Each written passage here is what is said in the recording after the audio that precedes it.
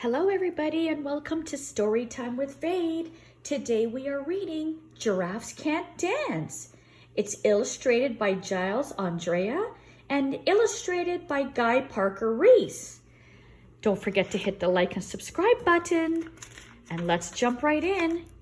Giraffes Can't Dance. Gerald was a tall giraffe whose neck was long and slim, but his knees were awfully crooked and his legs were rather thin. He was very good at standing still and munching shoots off trees, but when he tried to run around, he buckled at the knees. Now, every year in Africa, they hold the jungle dance, where every single animal turns up to skip and prance. Jungle dance. And this year, when the day arrived, poor Gerald felt so sad because when it came to dancing, he was really very bad. The warthogs started waltzing and the rhinos rock and rolled. The lions danced a tango that was elegant and bold. The chimps all did a cha-cha with a very Latin field. And 8 baboons then teamed up for a splendid Scottish reel.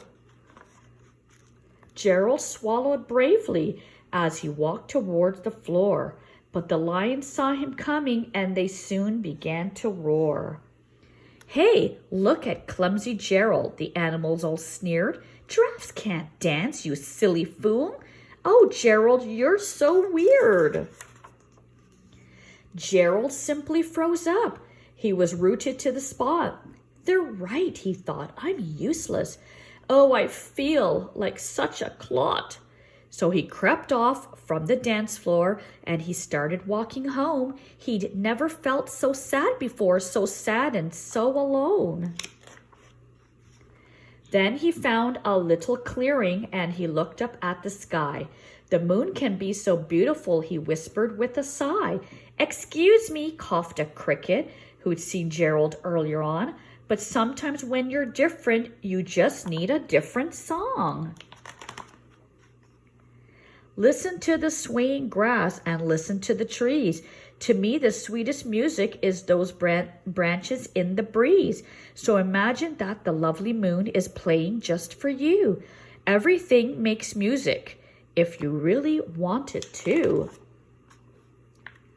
With that, the cricket smiled and picked up his violin. Then Gerald felt his body do the most amazing thing. His hooves had started shuffling, making circles on the ground. His neck was gently swaying and his tail was swishing round. He threw his arms out sideways and he swung them everywhere. Then he did a backward somersault and leapt up in the air. Gerald felt so wonderful, his mouth was open wide. "I am dancing, yes, I'm dancing. I am dancing," Gerald cried. Then one by one, each animal who'd been there at the dance arrived while Gerald boogied on and watched him quite entranced. They shouted, "It's a miracle. We must be in a dream. Gerald's the best dancer that we've ever seen." "How did you learn to dance like that? Please, Gerald, tell us how." But Gerald simply twirled around and finished with a bow. Then he raised his head and looked up at the moon and stars above.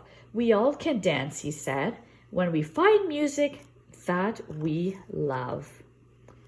I hope you enjoyed today's story. Until next time.